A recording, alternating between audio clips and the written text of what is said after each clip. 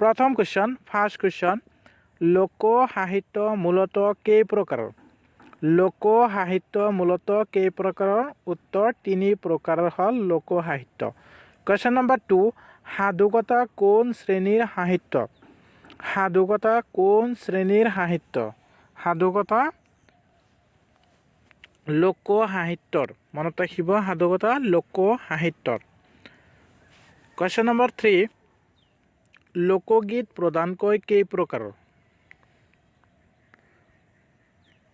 লোকগীত প্ৰধানকৈ কেই প্ৰকাৰৰ উত্তৰ 3 প্ৰকাৰৰ লোকগীত প্ৰধানকৈ 3 প্ৰকাৰৰ क्वेश्चन नंबर 4 বিহুগীত আইনাম বিয়ানাম ইত্যাদি লোকগীতৰ কোনটো লোকগীতসমূহ কোনটো শ্ৰেণীত পৰে বিহুগীত আইনাম বিয়ানাম ইত্যাদি লোকগীতসমূহ অনুষ্ঠানমূলক লোকগীতৰ শ্ৰেণীত পৰে মনত ৰাখিব অনুষ্ঠানমূলক লোকগীতৰ শ্ৰেণীত পৰে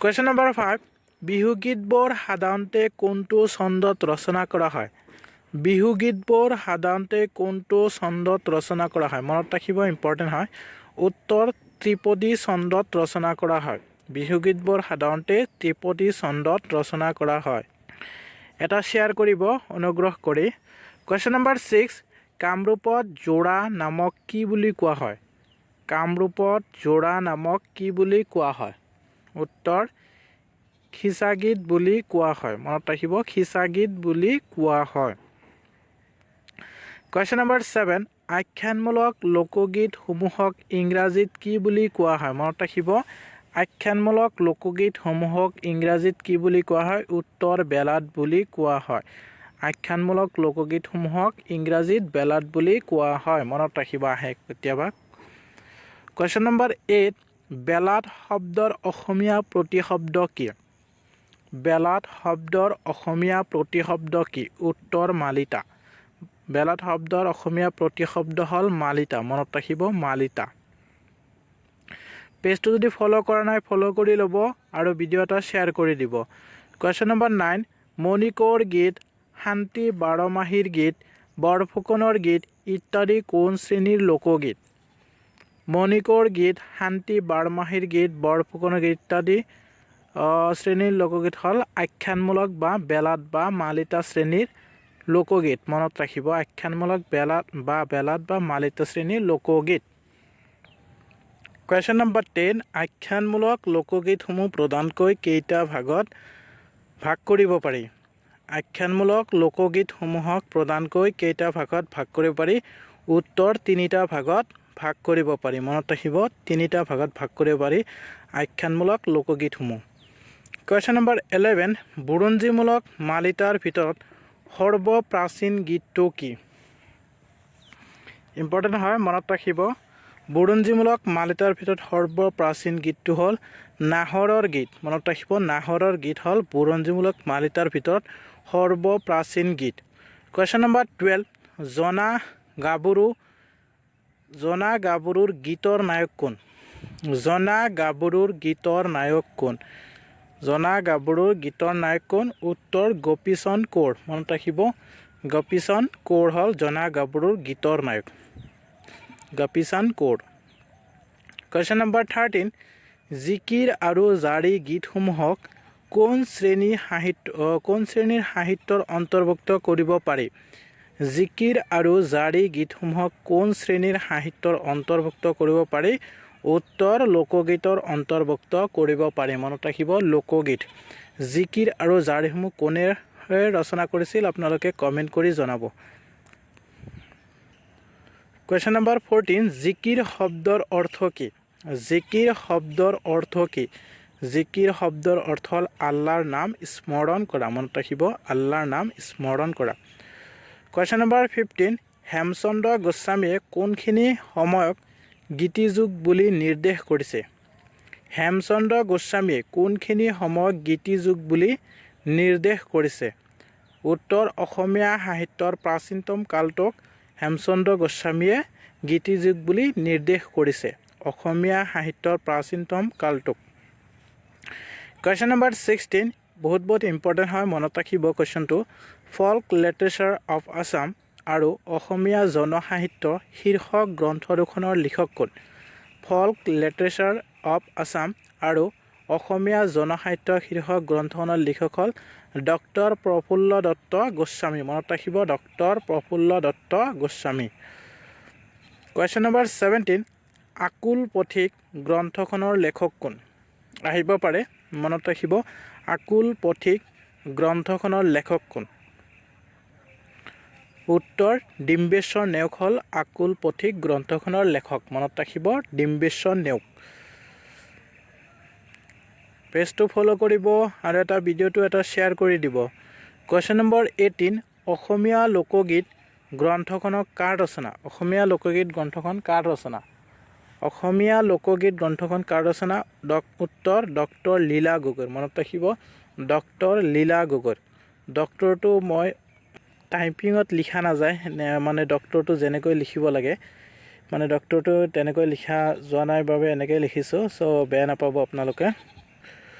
কুৱেশ্যন নম্বৰ 19 অসমীয়া সাহিত্যৰ চানেকি গ্ৰন্থখন কাৰ ৰচনা?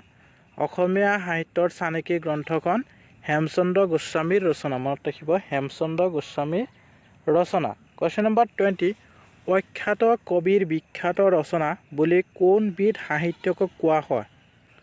অখ্যাত কবিৰ বিখ্যাত ৰচনা বুলি লোকসাহিত্যক কোৱা হয়। মনত ৰাখিব লোকসাহিত্যিকক কোৱা হয়।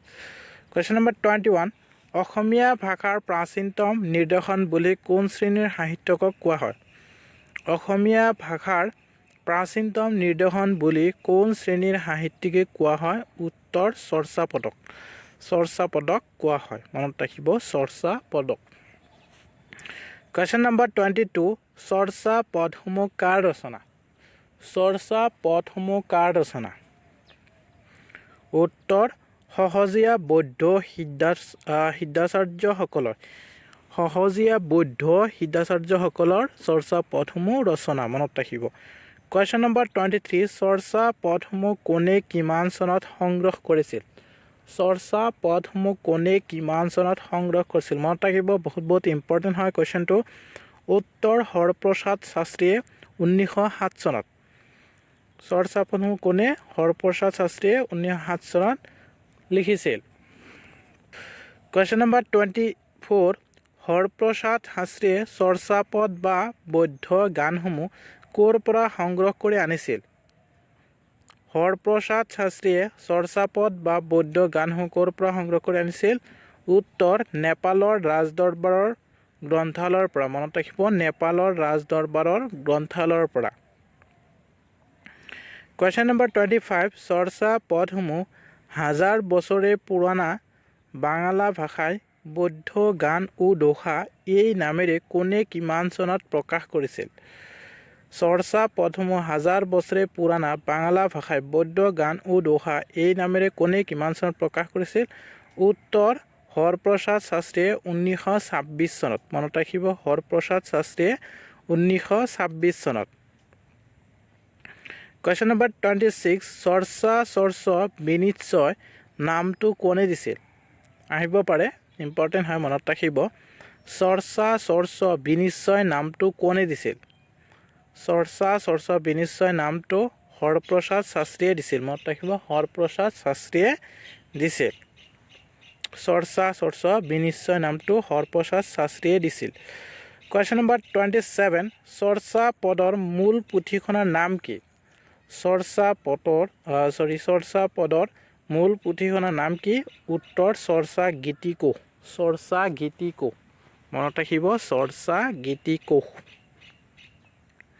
কুৱেশ্যন নম্বৰ 28 চৰ্যাচৰ্চ বিনিশ্চয়তা কিমানটা পূৰ্ণগীত পোৱা যায়? চৰ্যাচৰ্চ বিনিশ্চয়তা কিমানটা পূৰ্ণগীত পোৱা যায়? কিমানটা পূৰ্ণগীত পোৱা যায়? উত্তৰ 46টা পূৰ্ণগীত পোৱা যায়। মনত ৰাখিব 46টা পূৰ্ণগীত পোৱা যায়। এটা শ্বেয়াৰ কৰিব অনুগ্ৰহ কৰি ভিডিঅ'টো, আৰু যদি পেজটো ফ'ল' কৰা নাই ফ'ল' কৰি ল'ব। কুৱেশ্যন নম্বৰ 29 কোনখন গ্ৰন্থৰ আধাৰত ষোড়শপাদক কামৰূপৰ ৰাজ্ঞী বৰ্তমান ৰাণী অঞ্চলত উদ্ভৱ হোৱা বুলি কোৱা হয়? উত্তৰ পেকচাম জনচেন। মনত ৰাখিব পেকচাম জনজেন। পেকচাম জনজেন। মনত ৰাখিব। কুৱেশ্যন নম্বৰ 30 বৈদ্য গান আৰু দোহাসমূহ কোন পন্থাৰ ধৰ্ম সাধনৰ গীত?